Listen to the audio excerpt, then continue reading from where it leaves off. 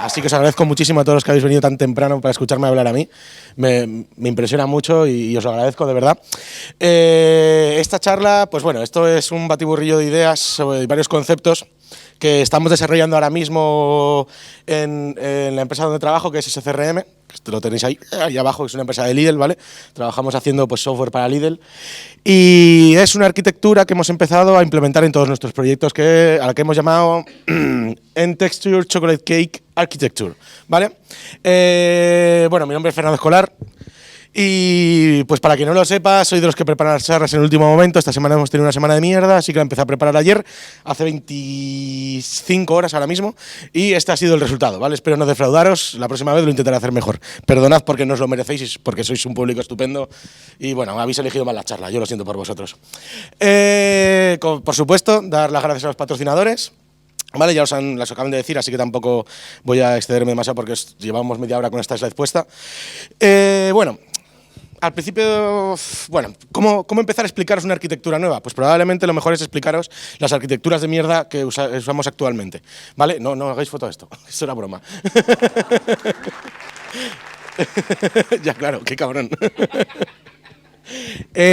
Bueno, la primera arquitectura que más o menos todos aprendemos así cuando empezamos a leer sobre esto y tal y cual es la arquitectura de 3 capas en la que estamos hablando de que vamos a dividir nuestro código en una capa de presentación, otra que se dedica a la lógica de negocio de nuestra aplicación y otra que es pues el tema de base de datos, ¿vale? Esta es la de 3 capas que siempre creo que es la que se estudia aún en las universidades, supongo como esta y demás, pero una vez empezamos a profundizar un poquito es cuando aparecen en los libros la arquitectura cebolla, ¿vale? La arquitectura cebolla se le llama así porque está llena de capas, como una cebolla, ¿vale? Y también porque nos hace llorar, como una cebolla, cuando la pelamos.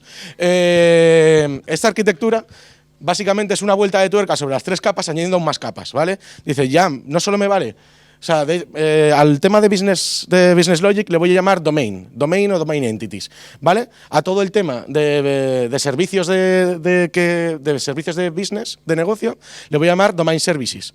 A todo el tema que es más tipo de infraestructura y demás, como seguridad, pues yo qué sé, gestiones de idiomas y cosas así, le voy a llamar application services y luego voy a montar un montón de capas más sobre eso. En plan, si quiero montar una API, si quiero montar una web, si quiero montar... Y empiezas a montar capas y al final se te va la puta olla. Y es cuando llega entonces alguien y dice, es que esto de las capas vamos a ponerle orden. Y le llama... ¿Esto está funcionando en realidad? No. Bueno, da igual. ¿Me oí por ahí? Uy, ahora sí. Coño.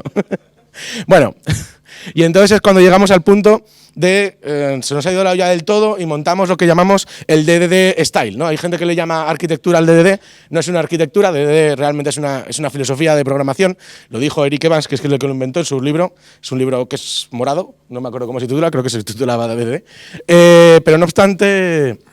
lo que tenemos que saber es que la gente cuando habla de DDD se refiere al estilo de DDD de Onion Architecture, en el cual voy a limitar el número de capas para que no se nos vaya de las manos, ¿vale? En ese límite de capas para que no se nos vaya de las manos, lo que a la gente se le ocurre es, pues voy a montarte una capa de UI, ya yo no especifico si es una API, si es una web, si es un Angular, yo qué sé incluso, ¿vale?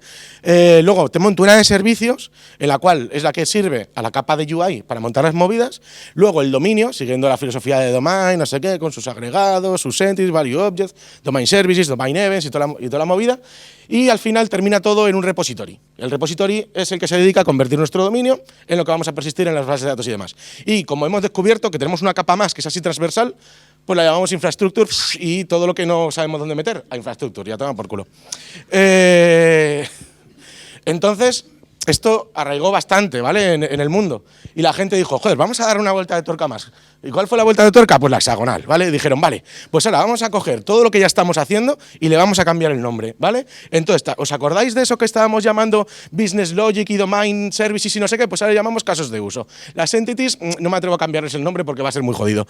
Pero luego lo que voy a hacer es, en lugar de decir que meto más capas, lo que hago es meto lados de la arquitectura hexagonal. Y en esos lados de la arquitectura hexagonal es donde oculto mis capas en realidad, ¿no? Decíamos, antes data estaba abajo, pues ahora te lo pongo aquí en un ladito.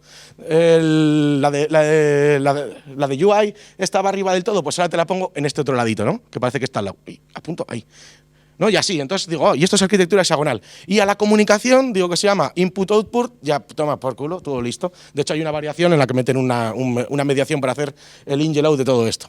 ¿vale? Que no deja de ser pues una onion no sé, pues una onion pasada por un cacharro hexagonal, ¿no? O sea, una onion de forma hexagonal, o sea, una cebolla así. Y ahora lo que lo está petando ahora mismo, gracias a Uncle Bob, es la Clean Architecture, que sospechosamente, oh Dios mío, vuelve a ser otra vez la Onion Architecture cambiándole el nombre a las cosas, ¿vale?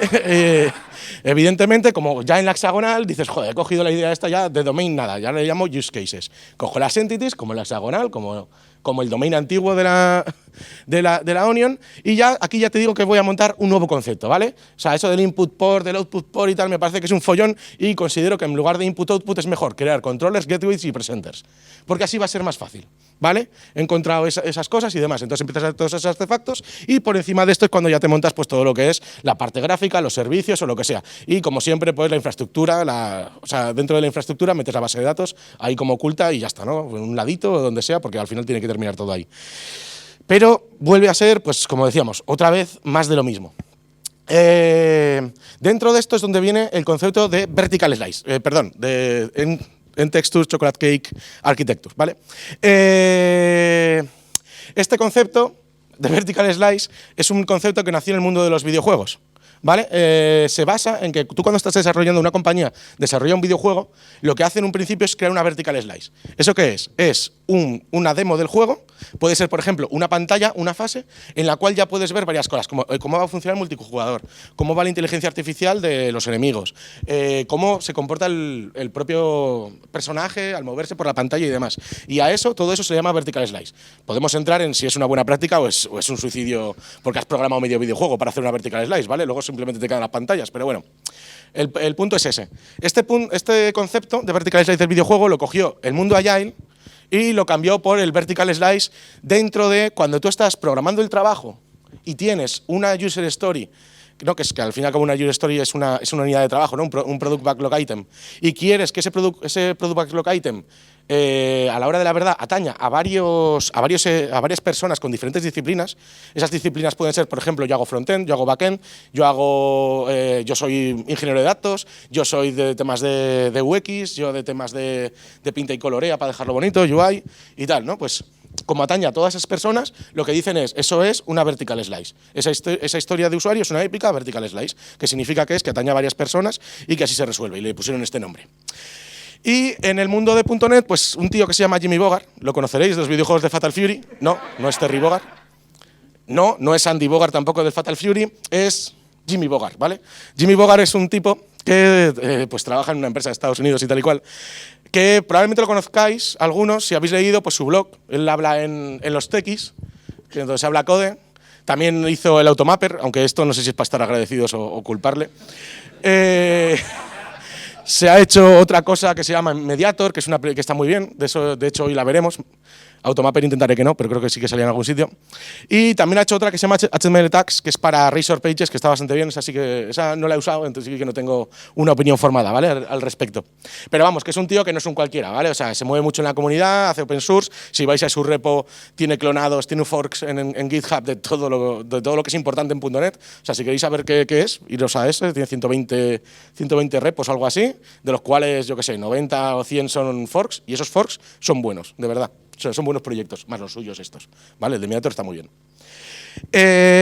Y entonces Jimmy, ¿qué dijo? Pues Jimmy dijo que pues, la vertical slice, se inventó, por así decirlo, el concepto de vertical slice architecture, como una arquitectura en la cual tú intentas modelar y organizar tu código sobre los ejes del cambio. ¿Vale? No lo haces, o sea, lo haces sobre cosas que van a cambiar juntas, no sobre las capas, no sobre propósitos, sino sobre utilidad, ¿vale? Lo que decíamos, la típica arquitectura común, ¿vale? La Onion, Hexagonal, me da igual de la que vengáis, se parecerá mucho a esto, le cambiamos los nombres y ya hemos visto que más o menos almost the same, ¿vale?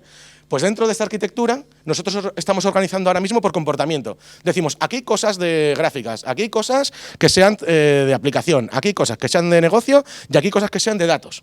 Entonces, ¿qué hago? Aquí te meto todos los todos los repositories, aquí te meto todas las entities y todos los domain services, aquí te meto una cosa a la que llamaré todos los managers. Tal, y llegas a un proyecto, lo abres y todo se llama igual. ¿no? Todos son Student Manager, Course Manager, Person Manager, no sé qué, Manager. Y aquí, pues, Person Service, no sé qué, lo tenemos todo replicado. Y luego tienes el repo, ¿no? Sería esto. O sea, ¿cuál sería el área de cambio en un ejemplo? No sé si conocéis, hay un ejemplo que es Contoso University, yo lo he cogido y le he aplicado todo esto de las multicapas y del DDD y no sé qué y no sé cuántos para sobrearquitecturarlo todo lo que he podido y que así nos demos cuenta de lo que es un proyecto real cuando estamos trabajando con él. Y si no es así, decidme dónde trabajáis, ¿vale? Bueno, o venís a trabajar con nosotros, que ya veréis que sí que es mejor. El punto es este. ¿Cuáles son las áreas de cambio cuando yo quiero cambiar algo relacionado con una persona? Pues sería dentro de mi capa de UI, si uso MVC dentro de ASP.NET, tendría que coger el modelo de persona, tendría que coger el controller de persona, tendría que coger la vista de persona, el CSS.HTML, luego tendría que pasar a mi capa de aplicación, allí tendría que cambiar el Person Manager, quizás hasta la interfaz, porque claro, lo interfaceo todo, por eso de la I de Solid, ¿no? Hay que pasarse las abstracciones, no las concreciones y tal. Luego tendría que bajar a lo que es mi dominio. En mi dominio cogería el modelo de dominio, que son las entities al fin y al cabo, cambiaré la entity y el iRepository, que como hago inyección de dependencias, tengo invertida además aquí la dependencia del esto de data porque está en infraestructura, pues entonces lo que hago es el repository implementarlo abajo. Si os fijáis, he tocado todos los proyectos de mi aplicación para tocar un área de cambio que es persona. ¿Y si cogemos todas esas áreas de cambio y en lugar de dividirlo en proyectos, lo ponemos todo en el mismo sitio, en una carpeta? Por ejemplo, yo podría coger tareas como, si estamos haciendo un to-do list, como créate un to-do y coger todos los componentes de todas las capas. Podría coger el marcar un to-do como don y coger todos los componentes de esas capas. O podría coger borrar un to-do y así progresivamente. Lo que hago es tajos verticales cogiéndome todas las capas. Todos los componentes que van a entrar en juego, voy, lo cojo y me lo saco. Y lo dejo en un solo sitio relacionados con la misma temática. Y es solo un eje de cambio. Ya no tengo que cambiar todos mis proyectos. Cuando yo tenga que cambiar algo referente con esto, sé que está ahí. ¿Por qué? Pues porque lo he metido todo ahí. Ya no es, ay, no, vete a la capa de dominio, cambia esto. Vete a la capa de data, cambia esto otro. Vete al ¿cómo se llama? Al Entity Framework, me generas una migration. No. Ahora cojo una carpeta, en esa carpeta tengo toda la información referente a las personas y ya sé que si tengo que tocar, solo tengo que tocar ahí. Todo se basa en esto. Pero claro, es muy fácil decir, bueno, y yo a esto, como al fin y al cabo, yo la Onion soy más dulce, como Adrián, y lo veo como una tarta, le he puesto el nombre de N-Texture Chocolate Cake Architecture, porque para mí es como un corte de una tarta de chocolate de N capas. Y como puedo ponerle el nombre que quiera, este es el mío, ¿vale? Si no os gusta, os inventáis el vuestro. Bien. ¿Cómo hacemos todo esto? ¿Cómo voy de tiempo? De sobra, ¿no? No, que esta vez prometo durar más de media hora. Sí, soy presentador precoz, que se dice. Tengo un problema. Bueno, ¿cómo lo hacemos? ¿Cómo hacemos todo esto? Pues como hemos dicho, cogemos, por ejemplo, el punto más claro suele ser algo que tengáis dentro de vuestro código que se llame service o manager o algo así, que es donde estáis encapsulando al fin y al cabo todo lo que es la lógica. Cogéis ese objeto que se llama así, en este caso pues he puesto de ejemplo el to-do manager, y miráis cómo son sus métodos públicos. Cogéis todos esos métodos públicos y creáis una carpeta para cada uno de ellos, porque ahí lo que estáis diciendo es, este es el comportamiento de mi aplicación, estas son las features, esto es lo que hace mi aplicación, ¿no? Entonces le creo una carpeta feature y en esa carpeta feature empiezo a clavarle todo lo que ya tenía diseñado. ¿Qué es lo que hago después? Refactoring, ¿vale? Como no voy a poner to-do en todas las carpetas, pongo una to-do, creo una subcarpeta y luego meto todas las acciones relacionadas con to-do. Haría lo mismo con todos los ejes de cambio de mi aplicación, ¿vale? Y iría creando subcarpetas y así ya tendría organizado, o sea, tendría un esquema para organizar todo mi código. ¿Qué haríamos después? Pues después vamos a usar CQS, que es Command Query Separation, es un patrón, ¿vale? No os habéis oído hablar commands, handlers, command handlers y movidas así, pues esto va de eso, ¿vale? La idea es que más o menos, resumiendo así en plan un poco feo, todos los gets los convierto en queries que a su vez ejecutan un objeto query, un handler que procesa esa query y una respuesta que es lo que yo esperaba de aquí. Y todos los posts les voy a llamar commands y entonces ejecuto un objeto command que creo un objeto command que ejecuto dentro de un handler que es el que sabe procesarlo y que me devuelve una respuesta a esa ejecución. ¿Cómo podemos hacer esto de una forma rápida? Pues mira, usando, curiosamente, una librería de Jimmy Bogart, ¿vale? Mediator. Mediator nos va a ayudar a hacer este código Y además nos va a dar algunas posibilidades más, así que esto lo recomiendo bastante. También os lo podéis implementar vosotros, no hace falta que uséis Mediator, pero yo la verdad que lo usaría. Mediator, existe una cosa que se llama el eHandler Request, que es el objeto handler, que se basa en que tú tienes una request que devuelve una response y la procesa un handler, y ya lo tenemos implementado esto. ¿Vale? Entonces, nuestro objeto query o command debería llamarse eRequest de T debería ser el output, la respuesta, y el objeto que hace el handler debería implementar el eRequest handler, y así ya estoy usando Mediator para hacerlo todo. Luego veréis las ventajas de Mediator, ¿eh? No, ahora mismo no las veis y decís, pues esto me lo puedo implementar yo directamente, sí, también, pero con Mediator ya veremos otra ventaja después. Un ejemplo muy rápido, ¿vale? Viendo un poquito de código.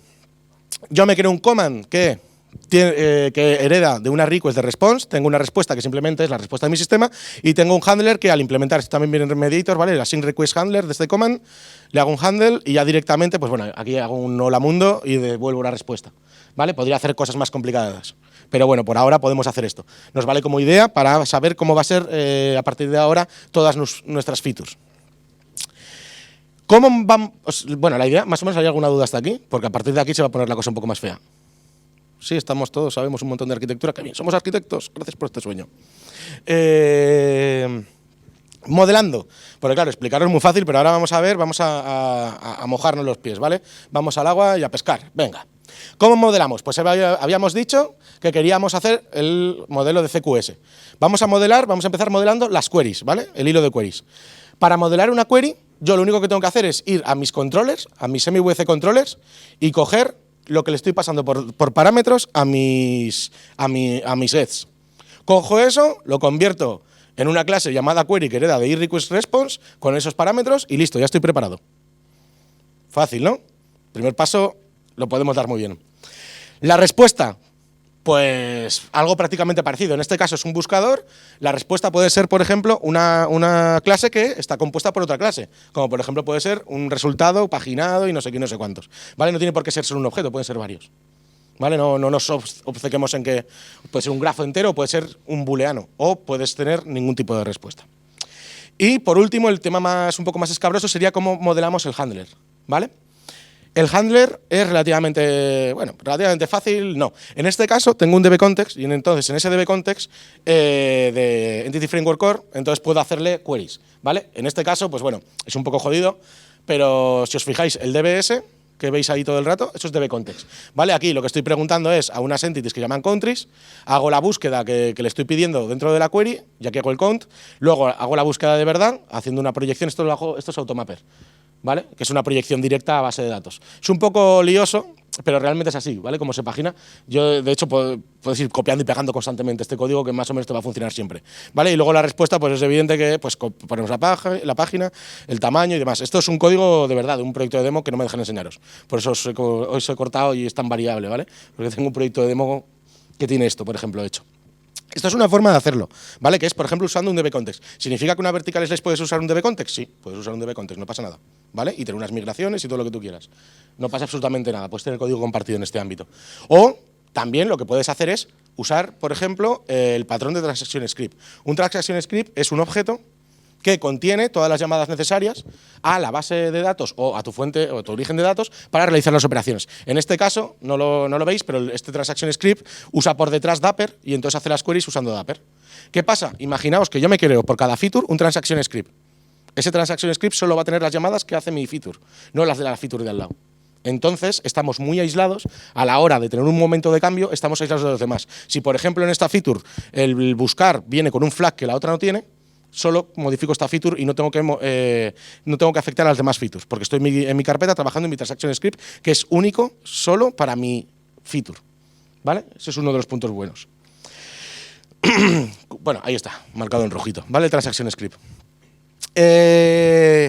Encapsulando la lógica, si os fijáis, si estamos trabajando de esta manera, yo podría trabajar con un ORM que quisiera, podría, por ejemplo, crear un socket con algún tipo de sistema remoto, o usar un HTTP client para comunicarme con protocolo, o, por ejemplo, incluso usar un Redis para almacenar esa información. ¿Por qué? Porque cada feature tiene una query y esa query me abstrae de todo lo demás. Y como tiene también su transaction script, me deja que pueda implementar cada una de las cosas cada una de las features de mi sistema, cada una de las operaciones que realiza a la hora de la verdad mi sistema en la plataforma que mejor se adapte a esa necesidad.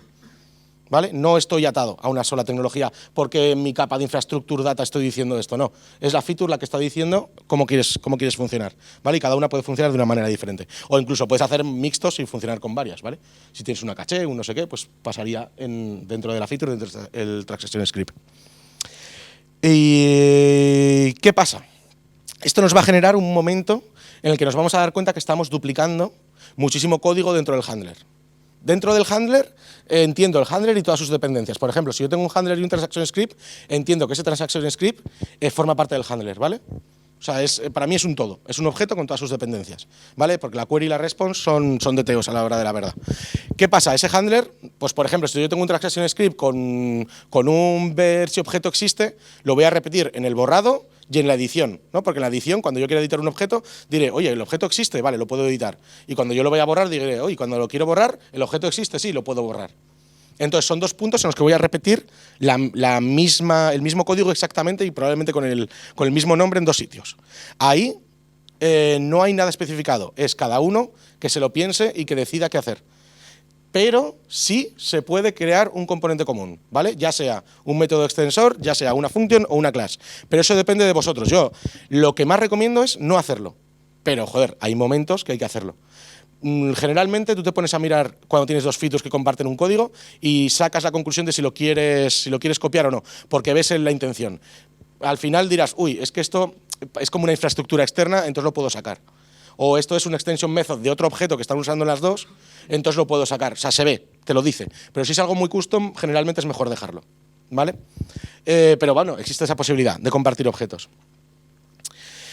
Seguimos, ¿vale? Ya hemos modelado todo el query, handler, response. Vamos a ver qué haríamos con un command, ¿vale? Es algo muy parecido. Un command, para sacarlo, hacemos lo mismo. Yo cojo, en este caso, esto sería un command para realizar la creación de algo. Por lo tanto, mi command no me devuelve un objeto complejo, me devuelve el ID de base de datos que he generado para ese algo, ¿vale? En este mundo, mi mundo particular. ¿Qué pasaría?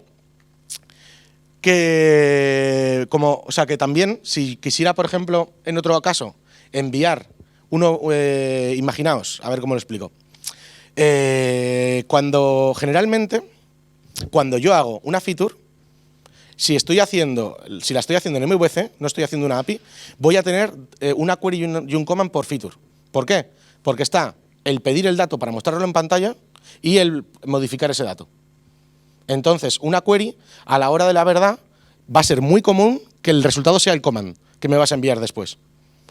Y esta relación, una vez os pongáis a programar, vais a ver que sucede muchas veces. Entonces hay que ser consciente de que esto sucede, ¿no? De que yo tengo una query que me devuelve un command y luego en pantalla se edita ese command y me lo vuelves a devolver y ya veré lo que devuelvo dentro de ese comando. Esta relación la hemos resuelto de una forma un poco paralela, porque nos hemos dado cuenta de una peculiaridad, que cuando tú pides una request sí que devolvemos una respuesta común, y un command lo que hago es que herede de esa respuesta, porque generalmente el command tiene alguna propiedad que la respuesta no tenía y cosas así.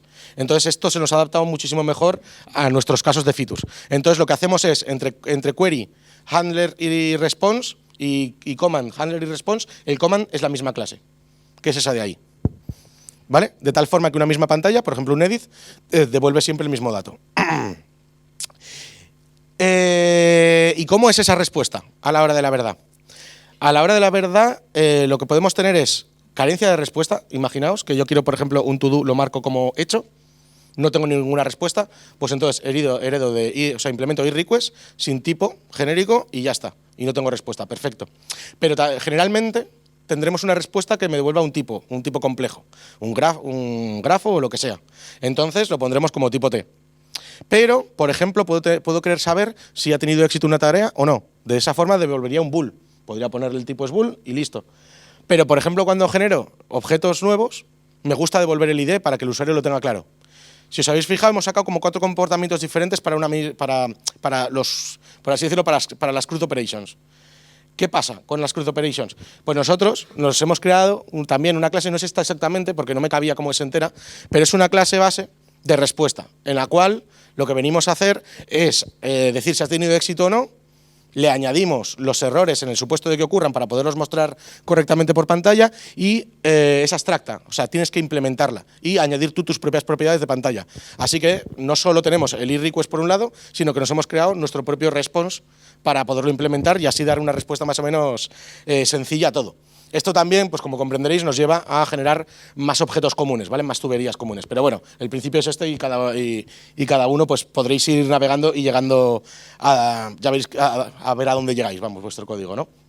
Bien. Finalmente, ¿qué vamos a hacer? Modelar las vistas. ¿Cómo modelamos las vistas? Exactamente igual que lo estamos haciendo ahora. No tenemos que cambiar nada. Podemos hacer un scaffolding de MVC y esa vista nos sigue valiendo. ¿Por qué? Porque el modelo que le estoy devolviendo, la respuesta, que es lo que se va a dibujar en pantalla, la voy a hacer en el mismo formato aproximadamente. Entonces aquí no tenemos que aprender ninguna nueva técnica. Y los controllers, eso sí, los controllers los creamos también por feature. ¿Vale? Hay gente que es más partidaria de crear controllers para, como hasta ahora, metiendo todos los campos, o sea, todas las operaciones, todo el cruz, por así decirlo, de un objeto. Y nosotros lo que hemos empezado a hacer es crear pequeños controles para hacer una sola acción dentro de las features que tenemos. ¿Vale? Esos controles, pues aquí lo veis. Usamos, como hemos dicho, el objeto mediator, de mediator, y lo que hacemos básicamente es coger una request, que es una query, y enviárselo al mediator. Coger un command y enviárselo al mediator, ¿vale? En este caso, pues bueno, lo redirigimos a un JSON no sé qué, ¿vale? Ya está. Sería un edit normal y corriente, un edit estándar, ¿vale? ¿Por qué? El controller sigue siendo muy necesario. Un command query habla sobre cómo procesar una petición, habla sobre qué acciones hacer, pero no nos está diciendo cómo se controla el flujo de nuestro aplicativo. Estamos usando, en este caso, MVC, y en MVC el controller es el que se dedica, su función es gestionar el flujo de nuestra aplicación. No es hacer lógica, es el flujo. Y aquí le estamos dando, efectivamente, la tarea que el controller se merece, que es gestionar el flujo de mi aplicación. Si yo tengo que mostrar en pantalla un error, lo tengo que hacer aquí, en este view. Si yo tengo que navegar a otra pantalla, lo tengo que hacer aquí. ¿Vale? El command y el handler no tienen que saber de eso, pero el controller sí. Sin embargo, el controller no tiene que saber de handlers. Por eso usamos immediator. Para decir, yo lo único que sé es que me llega esto y te lo tengo que enchufar. Y tú verás lo que me devuelves y yo lo que hago es gestionar luego el flujo. ¿Vale? Y evidentemente la vista simplemente lo muestra. Y nuestro modelo, a la hora de la verdad, son las respuestas de los commands y las queries. ¿Cómo nos queda esto a la hora de la verdad en nuestro código fuente, todo lo que acabamos de ver? Nosotros lo hacemos así ahora mismo. Creamos una carpeta de features, en esa carpeta ponemos, por así decirlo, el agregado, la entidad o como lo queréis llamar, que vamos a tocar y luego ponemos todas las acciones que podemos hacer con respecto a este agregado. Por ejemplo, sería edit, create, mark as done, todo lo que nos delete, todas las que nos sugieran. Y luego dentro implementamos una feature completa. La feature completa, por ejemplo, de edit sería preguntar por el objeto. Si os fijáis, tengo el controller le llega un get. Ese get lo que va a hacer es procesar una query que es esta de aquí, esta request, el query.request, lo llamaríamos. Le llamaríamos al handler, el handler procesaría la respuesta enviando una respuesta que pintaríamos en el edit. Luego tú le das a post en el edit. ¿Qué va a generar eso? Va a venir al controller, va a generar una request de command, la va a coger el handler y va a devolver la misma respuesta y o bien la pintamos aquí o bien el controller nos lleva a otra feature. Y el código se nos quedaría más o menos así, sería la descripción de nuestras features. El validator, ahora vamos a entrar en él, ¿vale? Porque ese también lo metemos nosotros. Y ya os digo, pues creamos con esto, otra de las partes buenas de todo esto, es que creamos también ejes de feature flags. Hacemos pequeños paquetes, cada uno con sus feature flags, no tenemos que tener todas las features en el mismo ensamblado, las podemos tener en diferentes, con diferentes feature flags, decidir cargar unas, otras, y así gestionar nuestro código en dependencia de features, de cosas que de verdad aportan valor al cliente y no chorradas, ¿no? Por así decirlo. Las rutas, otra parte importante. Nosotros las rutas, ahora mismo dentro del controller, las gestionamos así. Creamos el controller, como habéis visto, dentro de esta subcarpeta, está aquí, entonces dices, ojo, ¿y cómo los controllers gestionan las rutas por convención de nombres en MVC, en ASP.NET? Entonces nosotros lo que hacemos es simplemente, se le puede poner aquí la ruta directamente y ya está, da igual en qué carpeta esté. Luego yo ya me creo mi API que se exponga en la ruta que sea la adecuada, ¿vale? Aunque mis carpetas sean por feature. Y queda bien, queda elegante. Bien, ahora no sé por qué no he puesto ahí una slide en plan de cosas pros, ¿vale? La primera cosa en plan que nos hemos dado cuenta que hemos estado funcionando y que os va a chirriar la cabeza. Usamos inyección de dependencias sin basarnos en las abstracciones. ¿Vale? ¿Qué quiere decir eso? Inyección de dependencias no va sobre interfaces. Va sobre que el control de vida, del ciclo de vida del objeto que tú vas, de una dependencia que tú vas a usar, lo delegas en un IOC container. No va sobre usar interfaces y clases, no, va de eso. Va de que el ciclo de vida de este objeto lo gestionas tú, no yo. Cuando siempre había sido al revés, el que usa un objeto es el que gestiona su ciclo de vida. Pues ahora lo hace el Dependency Inversion, el IOC container que estáis usando, ¿vale? El Inversion of Control Container. Y entonces, ¿eso qué significa? Que lo podemos usar sin interfaces, ¿vale? Y diréis, joder, pero entonces, ¿qué pasa con la I de Solid, ¿no? Esa de que me baso en las abstracciones y no en las concreciones. Si un objeto es de verdad, es infraestructura, básate en abstracciones. Pero si tú estás dentro de tu feature y te haces un transaction script dentro de tu feature que solo vale para tu feature, que no se comparte por nadie más que por tu feature, ¿para qué vamos a crear una abstracción innecesaria? ¿No es un poco de sobrearquitectura? De hecho, como a mí no me vais a creer porque yo soy un pringao que he venido aquí a hablaros de esto, igual sí que os creéis a Ken Beck, ¿vale? Está un poco grillado el pavo, pero este lo dijo, ¿vale? Ken Beck es de los firmantes del Agile Manifesto, o sea, no es un cualquiera, es como Uncle Bob y demás. Dice, tú primero aprendes el valor de la abstracción, ¿no? Lo que me aporta de valor, dice, y luego cuando ya aprendo cuál es el coste de la abstracción, pues ya soy de verdad un ingeniero. No sobrearquitecturemos, no usemos abstracciones para todo, usémoslo para lo que realmente compartimos, para lo que se nos queda no, ¿vale? Aunque tenga esa cara que de verdad, que os podéis fiar de él y de mí. De mí. Dadme dinero. Bueno, ¿qué más hemos aprendido? Que los handlers muchas veces se nos van de las manos. Cuando haces un CRUD, no. Pero cuando estás haciendo una cosa un poquito más compleja, el método del handler hace...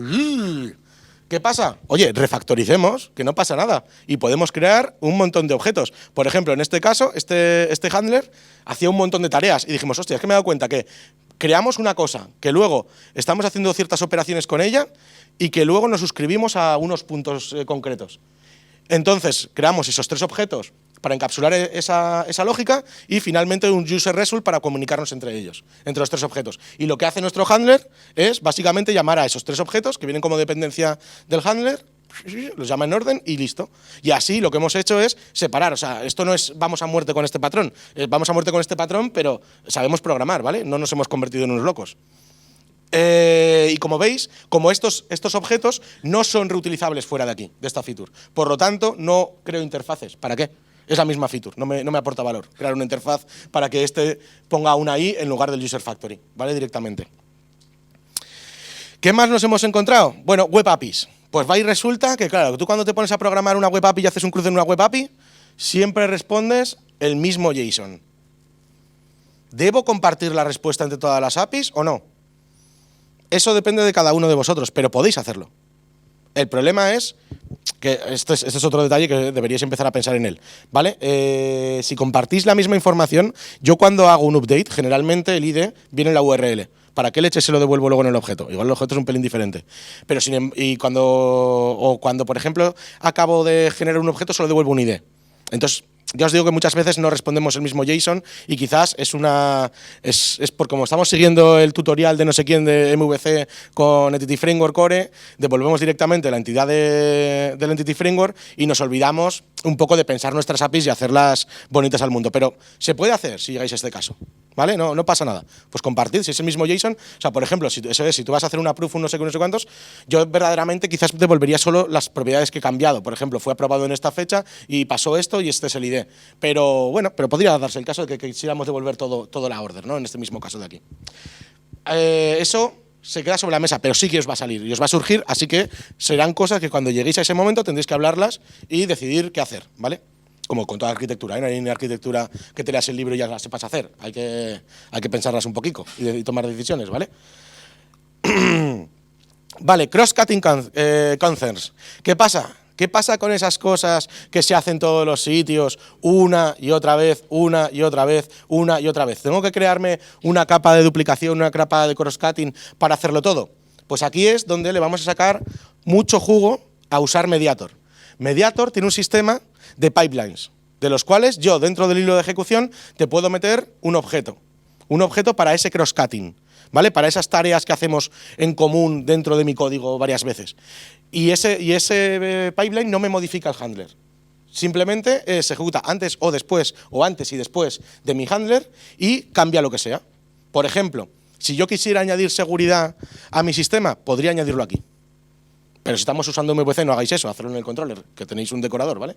Pero podría hacerlo aquí, ¿vale? Podría hacer más cosas y ahora veremos varios ejemplos. Por ejemplo, nosotros tenemos delegada la validación aquí. Es una locura, ¿vale? No saquéis fotos a esta basura.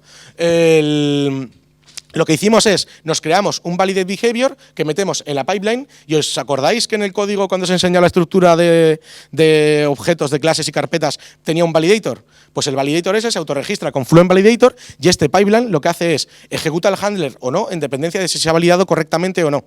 ¿Vale? Y lo que encontraréis en esas clases de validator nuestras es esto.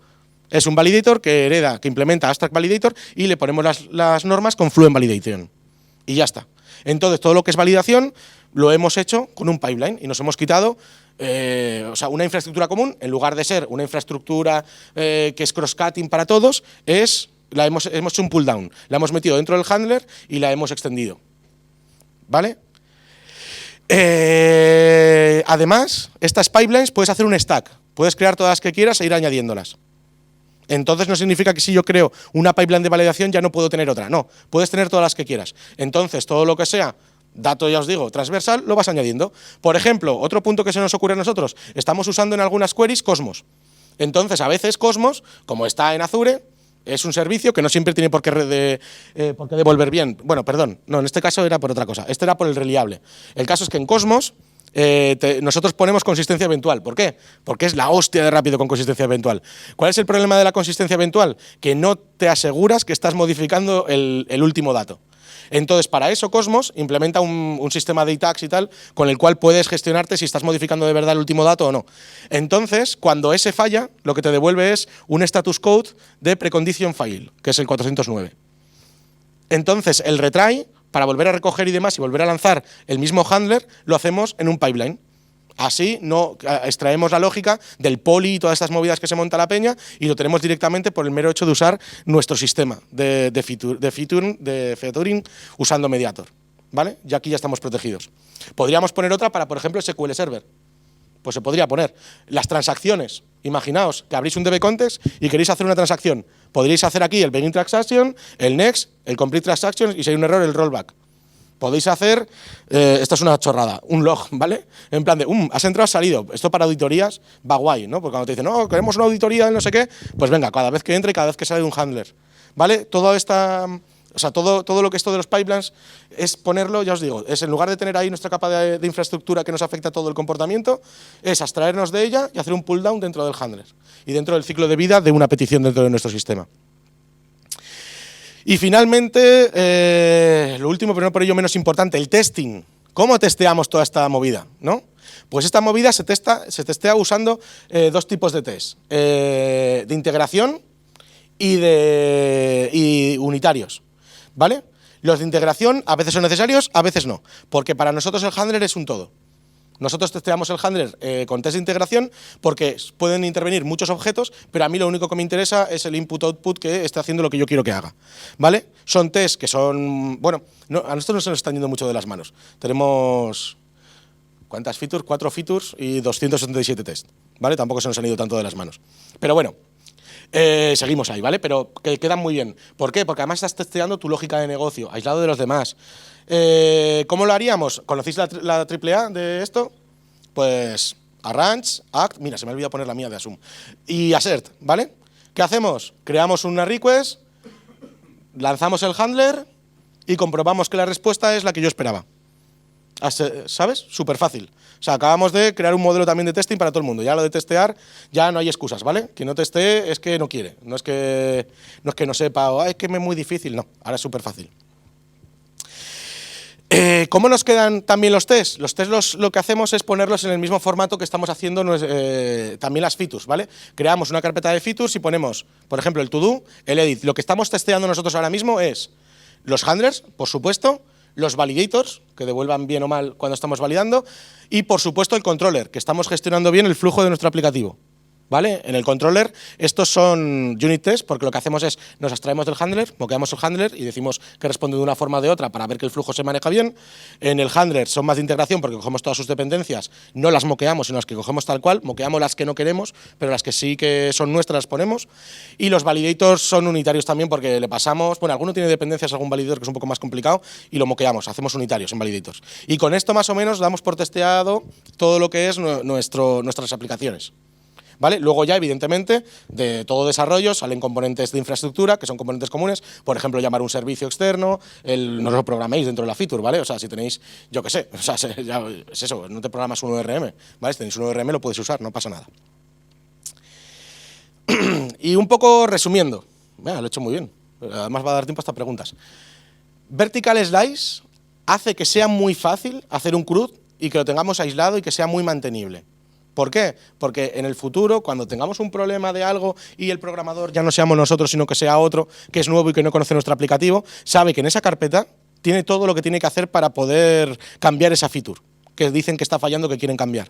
¿Vale? No va a tener que irse capa por capa en busca de ¿dónde coño está el puto código este? No sé qué. Que, por ejemplo, eso nos pasa, bueno, a los que hemos sido consultores nos pasa a todos. O sea, y ahora con esta arquitectura, si viene un nuevo desarrollador al equipo, dice, oye, está fallando el marcar como hecho.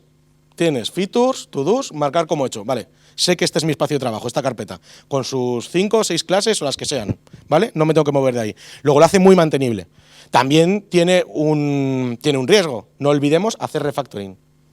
¿Vale? Si un componente de verdad, pero de verdad, muy de verdad, es común, sacadlo. Si se me va el método muy largo, hacerlo más pequeño. Si, bueno, cogeros el libro de Martin Fowler de refactoring y tal, que podéis aplicarlas todas, ¿vale?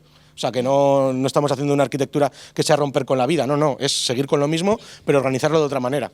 Entonces podéis aplicar todo el refactoring que queráis. Esto no es anchas Castilla, meter en el feature lo que queráis, que os dejamos hacer lo que queráis, no, es seguir las normas, ¿vale? El código común siempre va a ser un challenge para vuestro equipo, el decidir dónde lo ponéis, ¿vale? De hecho, nosotros hemos tenido reuniones solo para decidir si el verification code del email y del SMS, que son prácticamente iguales pero sensiblemente diferentes, los poníamos en diferentes features o en la misma. Al final lo hemos puesto en diferentes, por decisión del equipo, unánime, pero nos costó mucho tomar esa decisión, ¿vale? O sea, luego os vienen este tipo de retos. No olvidéis el push down, el behavior, o sea, hacer todo lo que podéis en pipelines, ¿vale? No empecéis a crearos infraestructura aparte, no, haceros pipelines, meterlo todo en el hilo de ejecución, hacer el pull down, o sea, el push down que hemos dicho, ¿no? de los behaviors, y así os quitáis componentes externos que generan un montón de tuberías y un montón de movidas que no hay quien entienda, ¿vale? Y, por supuesto, otro de los puntos fuertes, como hemos visto, es que es muy fácil de testear y que sabemos perfectamente qué testear y cómo testearlo. Mi último consejo es que, como siempre, que siempre seáis vosotros mismos, a no ser que podáis ser Batman. En el supuesto de que podáis ser Batman, sed siempre Batman, no seáis vosotros mismos. ¿Tenéis alguna pregunta por ahí? ¿Habéis flipado? Sí, empieza.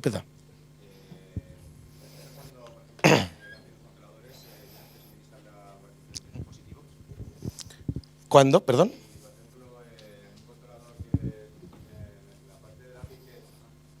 Bueno, sí, pero bueno, hazlo. Cuando se va a suministrar a diferentes dispositivos, por ejemplo, un móvil o una página web tienen diferentes vistas, en ese caso vosotros creáis diferentes features. Cuando tenemos diferentes vistas procuramos que los de frontend hagan responsive, que decimos, responsive design. O sea, usar lo mismo y si no crear nuevas. ¿Retornáis el mismo objeto o creáis dos controladores, uno para cada uno? Depende, ¿vas a tener los mismos objetos en pantalla? En principio es lo mismo, pero a lo mejor es reducido. Con la información de un móvil en una pantalla no cabría en lo que pueda ser una pantalla, por ejemplo. Pues divídela. Lo divides en varias y entonces lo que haces es que la otra llame a varias. De hecho, en .NET, en ASP, no nos hemos enfrentado a eso, pero porque nosotros devolvemos lo mismo. O sea, nosotros hacemos responsive, entonces si estás en móvil tienes lo mismo que si estás en desktop, pero con simplemente se administra diferente, ponemos tabs y cosas así. En esto puedes crearte varias más pequeñas, varios controllers más pequeños, varias features más pequeñas, y entonces lo que haces es en ASP.NET, si no me equivoco, había una forma de llamar a varios controllers de solo uno, sin necesidad de llamarlos en cadena, o sea, que tenía un propio sistema ya montado para hacer eso. Y entonces podrías hacer eso, se llama a todas las features, y le devuelves ya un cómputo de las mismas. O directamente le das al tío del frontend de tu página, le das los 4 o 5 endpoints y que los devuelva a ellos, si es una API. En el supuesto que sea una API. ¿Y en esta arquitectura cabría posibilidad de incrustar GraphQL o Data, por ejemplo? Sí. En la parte de los ORMs, de las queries, puedes elegir el ORM que tú quieras. De hecho, ya te digo, yo tengo el ejemplo base que tenemos en ese CRM, está hecho con DB-Context, un grupo de features, y otro grupo de features están hechos con Dapper, directamente con SQL Server. Y nosotros, en los proyectos que estamos haciendo, usamos Redis y Cosmos, además. Y cada feature va a lo suyo. O sea, un dato, por ejemplo, me viene bien guardarlo en Cosmos por un TTL y porque es muy pequeño y porque quiero acceder muy rápido, y otro igual me interesa más en un Cosmos porque es uno entero que solo voy a consumir de uno en uno, y otro quizás necesito una integridad diferencial fuerte y lo guardo en una base de datos SQL. Estamos jugando a eso, ahora mismo. Somos monstruos, estamos jugando a ser dioses.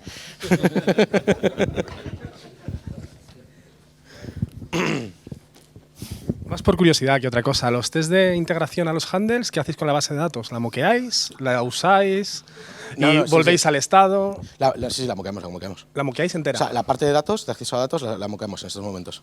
Porque no hay tu tía. Vamos, tenemos unos... Bueno, de hecho, el Cosmos Client, como que usamos muchos Cosmos Clients y solo puedes tener uno y tiene que ser singleton, tenemos un sistema para referenciar... Bueno, es que eso lo hablamos por un blog de notas. Aquí no con whisky, pero sí. O sea, sí. Los datos, lo que hacemos es cogemos el Cosmos Client y moqueamos el Cosmos Client. Vale. A nosotros no nos aporta valor, o sea, también tened en cuenta que esto es en general, norma genérica. Cuando testéis, no testéis el DB Context de Entity Framework, no testéis Dapper, no testéis el SQL Connection, no testéis el eCosmos Client, eso es, supuestamente ya te lo han entregado testeado, ya funciona. Entonces, esos son justo las partes que tienes que moquear, a no ser que lo que quieras hacer es un end-to-end. En un end-to-end no moqueas nada, ¿vale? Pero en integration moqueas partes. Lo que pasa que en integration decides qué integrar en esos tests. Entonces, yo decido integrar mi handler. Mi handler me lo tomo como un todo en lugar de como esto. Y entonces todo lo que sea externo lo moqueo y ya está. Vale. Es que yo normalmente en mis integration meto la base de datos, ¿vale? Pero bueno, hay gente que se levanta un test server y toda la pesca. De hecho, estuvimos ayudando al equipo de PayPal con eso. Spawn, que también es de Jimmy Bogart, que te ayuda un poquito a resetear el estado de la base de datos y demás. Es que no tiene logo, por eso no le he puesto solo le puse las librerías que tenía logo del Jimmy Bogart. Vale. Sí.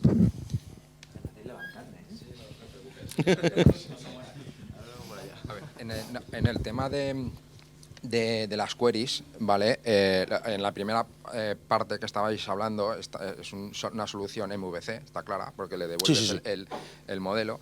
En una parte API, en una solución API, es decir, que le vas a devolver un JSON, está desacoplado, es decir, que vas a hacer un Angular, vas a hacer un React en la parte front, ¿vale? ¿Habéis pensado desacoplar las queries, exclusivamente las queries, no los comandos, es decir, comandos a nivel de operaciones exclusivamente con Mediator, porque aquí estáis usando todo Mediator, tanto para las queries como para los comandos?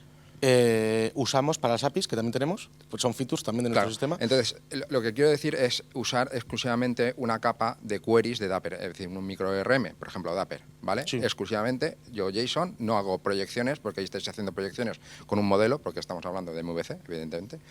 Entonces, claro, ya lo que es la estructura en vertical, ya no la veo. O sea, no la veo porque si tú sacas la capa de Dapper exclusivamente como queries, es decir, yo saco la query, hago la estructura para devolver a queries totalmente en enumerables dynamics, sin tener ningún tipo de proyecciones. ¿Cómo lo veis en lo montamos igual. Lo que pasa que veis esa carpeta que tenemos query command en la misma carpeta, están separadas. O sea, una feature directamente ya tiene command o query. Ya no dividimos esas subcarpetas y ya está, y lo hacemos exactamente igual. Lo único que sucede eso, que no hacéis las proyecciones en esa parte y no hacéis las proyecciones que estáis en este caso. Sí, o sea, bueno, las proyecciones, o sea, lo convertimos, nosotros sí que convertimos a objeto, pero da igual, le devuelves un dynamic y fuera. Correcto. Y es lo mismo, lo que pasa es que tu response es un dynamic.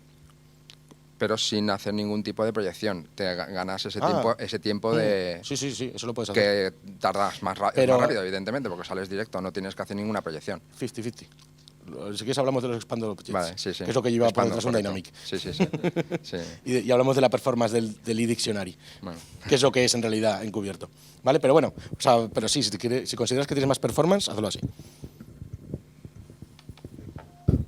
Y ya te digo, y se separa y guay. O sea, y quedan guays, porque nosotros tenemos, por ejemplo, paquetes de APIs y de vistas. ¿Sabes? O sea, jugamos con las dos, jugamos en todos los campos. No sé si aquí se veía, porque he copiado código y tal, ya os digo, no puedo enseñaroslo, pero jugamos con las dos y la diferencia que tenemos cuando hacemos una API es que se genera en una sola carpeta y en esa carpeta, en lugar de tener query command, lo que tenemos es el query o el command, el handler, validator y la respuesta en la misma carpeta. Tú, si quieres hacer dynamic, te quita la respuesta y muchísimo mejor. Lo que veo que en esta arquitectura puede ser que tengas una alta probabilidad de repetición de código. Sí. Eso ¿verdad? Es lo que ponía. Entonces, como... es un Claro. Entonces eso es un poco peligroso si... Es peligroso y era lo que se decía, hay que hablarlo. hay que analizar mucho, evidentemente. Hay que hablarlo, Claro. porque hay código que quieres repetir y hay código que no. Hay código que descubres que es código de infraestructura, por ejemplo, el conectar con un servicio. Yo repito 5 veces el conectar con un servicio. Créate un service. Sí. Pero ahora digo, oye, repito 5 veces el listar objetos. Pero en 5 features. Listar objetos activos, listar objetos inactivos y listar objetos flagueados. Yo en ese recomiendo hacerte las 3. Y hacer concretas. En tu transaction script te haces la query concreta para ese. ¿Por qué? Porque un buen día cambiará y solo tienes que tener un eje de cambio, no 27 ejes de cambios. Entonces, si tú quieres cambiar, por ejemplo, una cosa que va a un componente común que te hace la query en dependencia de un flag que le has puesto o de un enum que le has puesto a la query, te hace una, te hace otra, lo que va a pasar es que vas a tener que ir a ese objeto común para cambiarlo. Y se ven afectadas 3 features. Sin embargo, si haces 3 veces la query, que es diferente, aunque es muy parecido, es diferente, lo que vas a tener es solo un eje de cambio y solo un riesgo de joder una query. O sea, joder una feature. Correcto. Nosotros, por ejemplo, bueno, ya os habrá pasado, cuando hacéis un proyecto y lleváis mucho tiempo con las arquitecturas de DD, no sé qué, no sé cuántitos, se pervierten, como todo proyecto, ¿vale? No es por culpa de DD. Entonces, ¿qué pasa? Que tocas en un sitio, nos ha pasado y peta el otro. Eso tiene un nombre, es un codesmel, ¿vale? Que se llamaba ¿cómo era? Bueno, no me acuerdo, pero eso, viscosidad. Sí, viscosidad era. El de viscosidad. Tú tocas en un sitio y se revienta el otro. Con esto te evitas eso, sobre todo.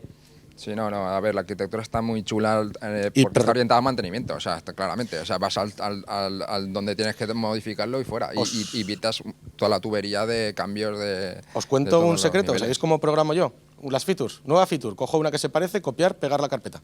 Y entonces empiezo a cambiarla. Claro, totalmente. Claro. Pero, ahora os reís, pero ¿cómo programáis el DDD? Hoy voy al repository, copio, pego, le cambio el nombre. Voy al repository, copio, pego, le cambio el nombre. Voy al esto, copio, pego. ¿Sabes? Yo lo que pasa es que he reducido... Os voy a reducir el copy-paste a una sola carpeta, joder. Mantenimiento.